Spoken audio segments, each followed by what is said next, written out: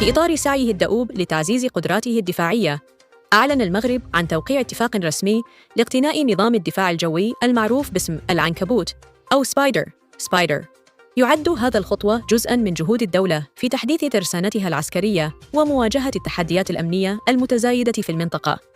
وفقاً لتقارير متعددة، فإن النظام المطور سيعزز من قدرة المغرب على حماية أجوائه ضد التهديدات الجوية المتنوعة، بدءاً من الطائرات بدون طيار إلى الطائرات المقاتلة والصواريخ المجنحة.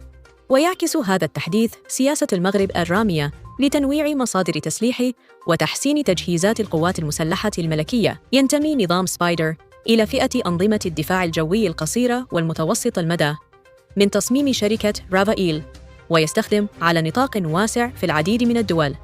يتمتع النظام بقدرة على اعتراض أهداف متعددة في آن واحد، معتمداً على صواريخ بيثون 5 ثين وديربي المعروفة بدقتها العالية في تتبع الأهداف.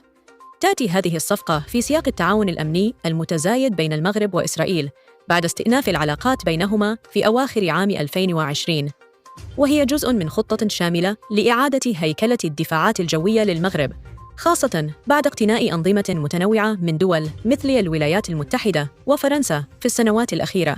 يواجه المغرب تحديات أمنية متزايدة على خلفية التوترات الإقليمية، وخصوصاً على الحدود الشرقية، مع تصاعد خطر الطائرات المسيرة، مما يجعل تعزيز الدفاعات الجوية أولوية استراتيجية ملحة. يجدر بالذكر أن القوات المسلحة الملكية تعمل حالياً على تطوير نظام دفاعي متعدد الطبقات يضم أنظمة قصيرة ومتوسطة وبعيدة المدى، مثل أنظمة باتريوت الأمريكية وسكاي دراغون الصينية، إلى جانب النظامين الإسرائيليين باراك وسبايدر.